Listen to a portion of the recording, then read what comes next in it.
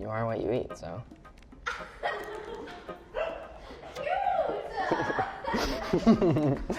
Thought that up just now.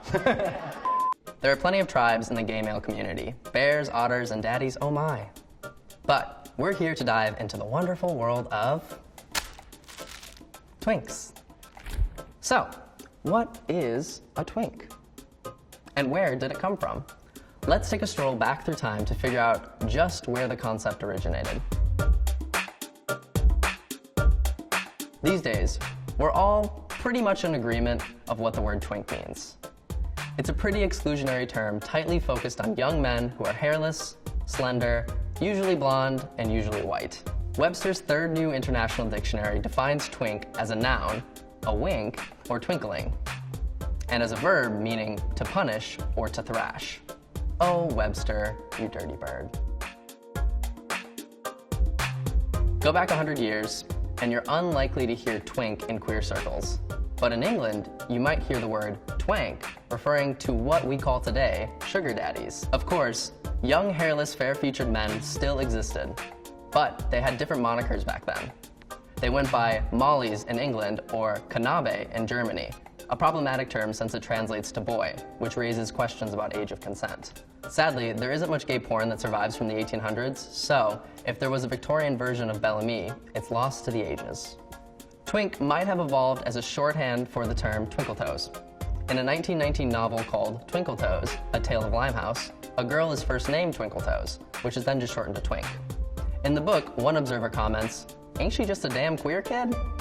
Twink as gay slang might have come from straight culture, which simply wasn't using the word to its full potential. In the early to mid-20th century, the word was widely accepted to refer to twinkling as something sparkly or shiny and new.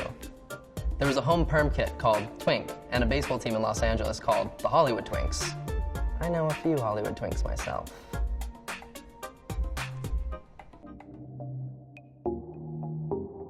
A lot of people assume that the word twink derives from the fluffy, insubstantial, cream-filled snack. Tasty to eat, but no nutritional value. Linguists are skeptical about that, though. It's a cute story, but there's no evidence that queers were particularly invested in Twinkies as a basis of slang. Just the opposite, in fact. In the late 1970s, Twinkies developed an intensely negative association after they were implicated in the murder of Harvey Milk. It sounds unbelievable, but it's true.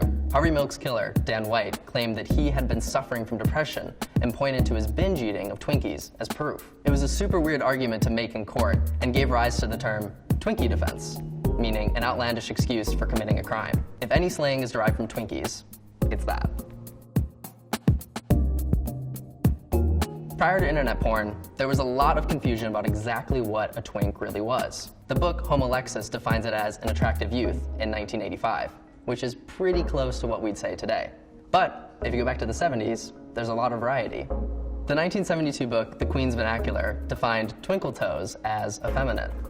In 1975, the leather culture resource Drummer Magazine defined twink as a masochist, or a slave in a relationship, and added that Twinkie was an unrelated term referring to young men. And in 1978, a language survey called Maledicta stated that a youthful, effeminate young man should be called twinkletoes.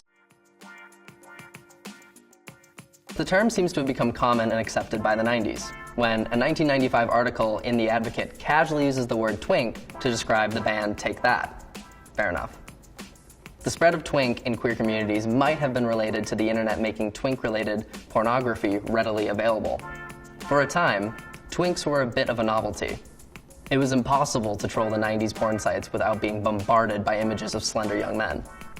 By the early 2000s, the word was broadly used in gay media. You can hear twinks jokingly referenced in the movie But I'm a Cheerleader, and hissed like an epithet in the first season of Queer as Folk. The late 90s and early 2000s were basically the time of peak twink, when young, thin, pale bodies were often prized over larger, furrier bodies. Despite the growing popularity of dad bods, twinks are all around us. The word popped up on recent episodes of mainstream shows like Veep and It's Always Sunny in Philadelphia. Yeah, he's a bear. You see, some gay guys are twinks and others are bears. This gay guy's a bear. And when Andy Cohen recently referred to One Direction as a bunch of twinks, their PR rep shrugged it off as a compliment. It seems like it should be easy to refer to young, skinny men, but it took 100 years of shifting words and meanings to land the definition of twink as we know it today. Twinks are an enduring part of queer life. But as gay clones fall out of fashion and the community welcomes more diverse body types, Twink has earned a bit of a bad reputation. Being skinny and pale is fine, but it's no longer seen as the height of desirability. And thank God for that. These days, there's room for all types. Bears, otters, high femmes, sport dykes, and more.